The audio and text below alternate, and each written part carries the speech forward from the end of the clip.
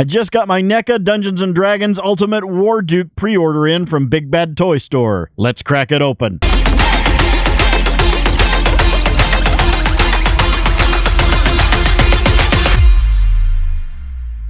Greetings, toy heads, and welcome to another episode of Go Figure with me, your host, Eli Williams, here on the digitally Rebastard Network, the action figure show about news, reviews, collecting tips, customizations, kit bashing, everything that goes into this fun, nerdy hobby that you and I both love. And in this special episode, we're going to be doing an unboxing and review of the Neca Dungeons & Dragons Ultimate Warduke action figure. Just got this in, well, yesterday, but this is the first opportunity I've had to open this up and take a look. Speaking of taking a look, let's take a look here. I've got the artwork, and as some of you may know, you may have had this guy when you were younger. I had this guy when I was younger from the Galoob line of Dungeons & Dragons figures. I had him and several others, Melf and the little dwarf and the warrior and the one wizard in the black robe. I had the wizard in the white robe. Can't remember their names, but I remember Warduke and I remember Melf. Melf the elf. Those are the only two that I can really remember the names. But we've got the artwork here on the front. Dungeons & Dragons Warduke Ultimate Action Figure. Evil action figures. And then on the side here, we've got a picture of the figures, the head, Dungeons & Dragons Warduke. Other side, Dungeons & Dragons, there's a picture of Warduke Ultimate Action Figure. On the top here, we've got Dungeons & Dragons Warduke Ultimate Action Figure. Warning, don't put Warduke in your mouth. Neca up here at the top. And then on the bottom, we have some jibbery-jabbery legal jargon. Neca, Wizards of the Coast, Houses of Klingon. Oh, ages 0 to 3. You know what that means. If your child is not born yet, they shouldn't play with these toys. That's right. You're welcome. And barcode. And then it does have a clamshell window in here, and he's a big boy. We've got the artwork here on the side that you can see of the figure, and then there he is in the window in all his Wardukiness. That didn't really come out right, did it? Neither did that. So let's get Trusty out. Pew! And go in from the bottom. That didn't really come out either. Very good. Okay. Pop this open and pull out the tray. And we've got all kinds of accessories with this one. Oh, it's taped to the... you know what? This would be a lot better if I just go ahead and unbox this off camera, because there's a lot of stuff. So I will do that right quick, and we'll jump back into this. Okay, here we've got him out of the package. I decided not to use the pedestal with this one because he's rather tall, a little bit taller than what I'm used to having here. So let's take a look at the accessories. First off, we have the famous shield here. As you can see, very metallic looking, rugged paint job on this. These accessories look, I mean, the whole thing, there's a lot going on, but these accessories look really good. There was a lot of painstaking time put into these. But yeah, we've got a very metallic looking, very war-torn shield here. And then on the back, they've even gone into detail on putting the back. We've got a strap that I think is leather. I don't know. It's not. I don't think it might be rubber, but it feels like leather. And then we've got an iron bar there for the grip. It's just amazing looking detail to this, even down to the little knurled texture on the strap on the back of that shield. Just simply amazing.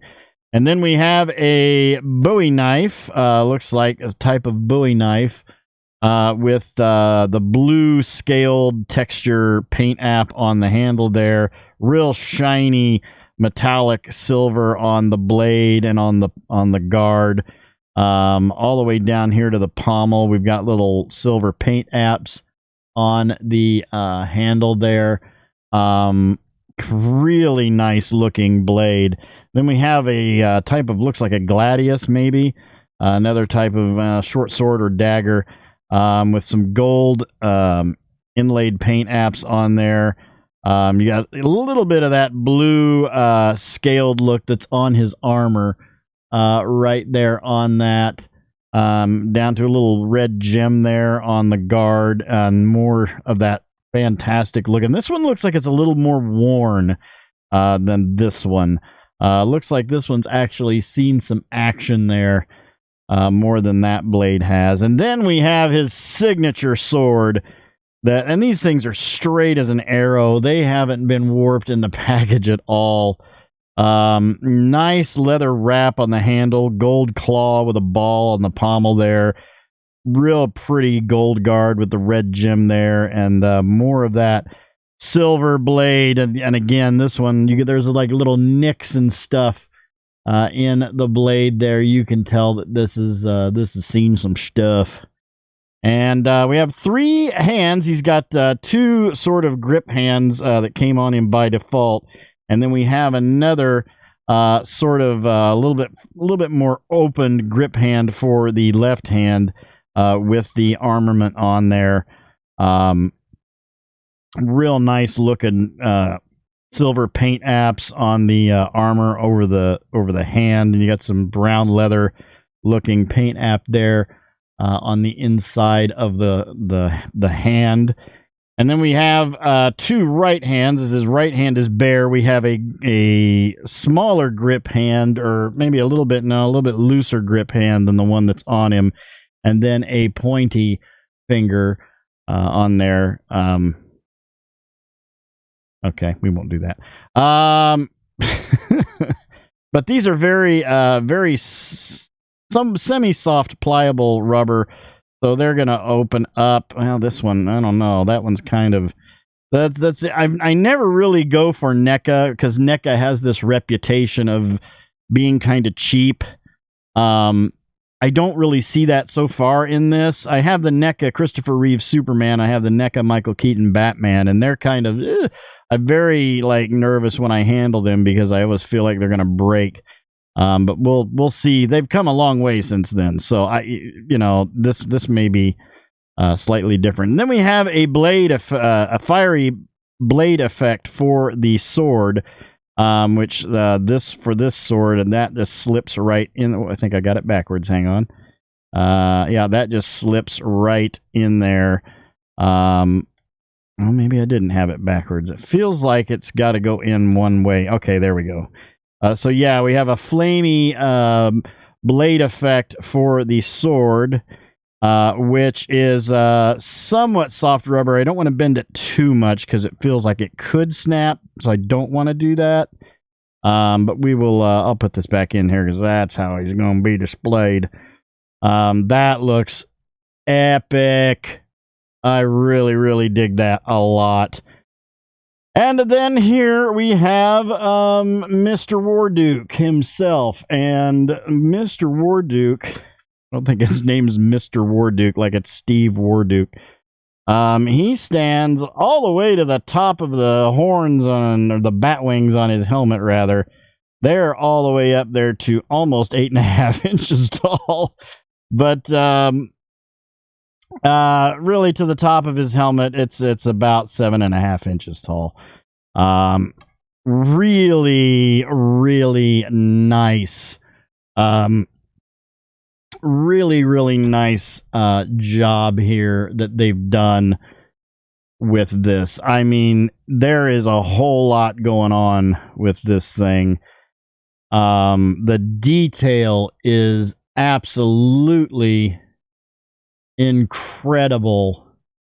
Absolutely incredible. up here at the head, we've got you can see those red eyes peering through in the helmet. Red gems inset in the top of the helmet. Got a pauldron over here, and it's all attached to this. We've got a necklace too that seems to be glued down, so that's not going to move around a lot. But we've got this strap going around the body that's all one piece attached to this, going down to the belt area. That's that blue metallic looking scaled armor on his left arm and left leg right there, going down to this knee pad armored spiky looking thing. He's very asymmetrical. And then we've got a standard boot. I guess it's really the same boot over here on this side, with some red gems paint appt on there, and then some gold trim around there. Nice rubbery, very soft rubbery fur on the coming down off of the belt. And then we've got this gold paint app skull on the belt going around. We've got a sheath on this side that's all brown with some black paint apps, some gold paint apps, another red. A lot of red gems detailed and placed around here. And then we've got this other scabbard over here, this sheath done in the blue metallic with some gold paint apps right there. I'm assuming that's for this one. It looks like it. Maybe not. It might be for this one. Yeah, I think... Yeah, this one I think goes in the one over here. And then on the back, we've got the scabbard for his sword, his big sword. Little pouch there on his belt. Looks really cool. On the other arm, we've got a little gold or a silver armband paint appt on there, down to a bracer. And then this arm, we've got more of that armored on the gauntlet, and then a glove, that gloved hand with the armor that's slightly less. I think I'm going to actually use this one with the shield. Really amazing looking figure here. Going over articulation, the head rotates all the way around. We get a little bit of down and a little bit of up. You're not going to get a lot with that helmet on there. And then a little bit of tilt too. Arms all the way. Oh gosh, see, this is the part of Neca that always bothers me, is that posability. So, oh god. Arm all the way up here, and I don't think that left one's going to go up anymore. We got arms all the way around. I can't get it on this one, but we could get it on this one. Arms will go all the way around. This joints are a little stiff, I will admit. We got a bicep swivel and a single elbow with a hinge. We have no gauntlet swivel, but wrist all the way around and in and out on the wrist there. Same over here on the side. We've got wrist all the way around and in and out there. Same elbow swivel on the side here. Do have it looks like a ball joint on the mid torso going into lower torso for some ab crunch, but not a lot. You're not going to get a lot out of that with the hindrance of that battle strap there. But you get a little bit of hula hoop action. Legs, excuse me. Wow, I've been fighting that for like 5 minutes.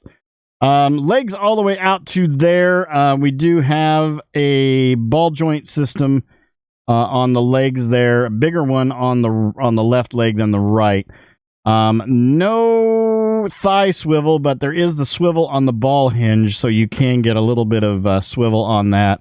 And then a single knee back to there. Do we have a boot swivel? We have a boot swivel.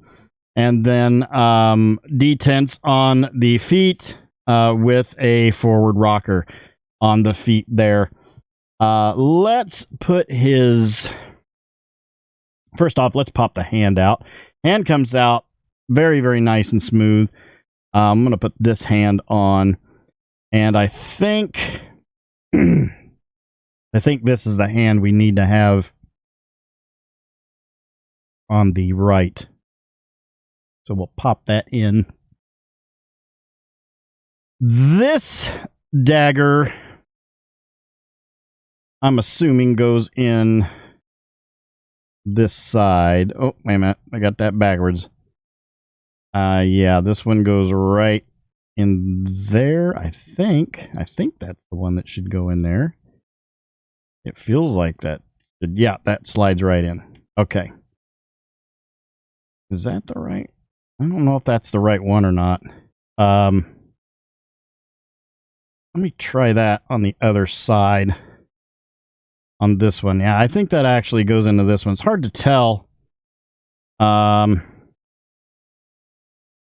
Get that turned around. No, that does not go on that one.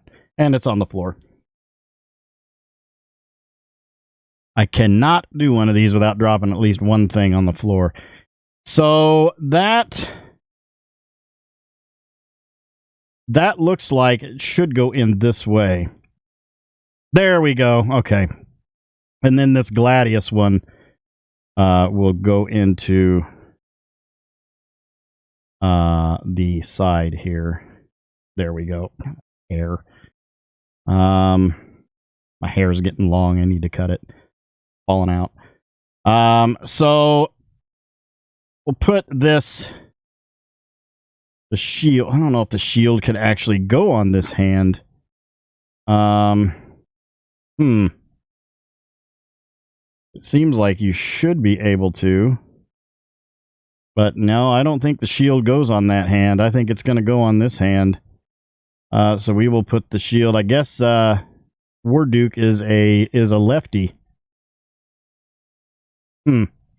Gonna have to get that hand fixed to that shield. So we'll get some accessories on him here, and then we'll line him up with some other characters and see how he scales up. Okay, here we've got him with the Hasbro Star Wars The Black Series, Return of the Jedi Deluxe Boba Fett, the Hasbro G.I. Joe Classified Series Retro Carded Destro, the NECA Christopher Reeve Superman, the Mezco 1/12 Collective John Constantine, the Hasbro Marvel Legends Series 50th Anniversary Thor, and the Mattel DC Universe Classics Hawkman. All in all, I'm very, very pleased with this figure. I'll give it an 8 out of 10. I really like it. Need to heat up the joints a little bit and get them kind of little loosey-goosey, but not too loosey-goosey. He looks really good. He's going to look good up on my shelf, standing next to my Dritz and my other custom fantasy characters that I've created over the past several months. He's going to look really good up there. He's going to be a little taller than Dritz, but he's a big guy. He's eating his Wheaties, so very, very happy with that. And like I said, he'll look good up on my shelf. So that will do it for this episode. Thank you guys for watching. I hope you enjoyed that. Please remember to like, comment, and subscribe. Smash that bell so you can get information on all the good things coming out of the Digitally Rebastard Network. You all have a great week and a great day. I'll see you next time, and until then, don't forget to get your figure on. Take care.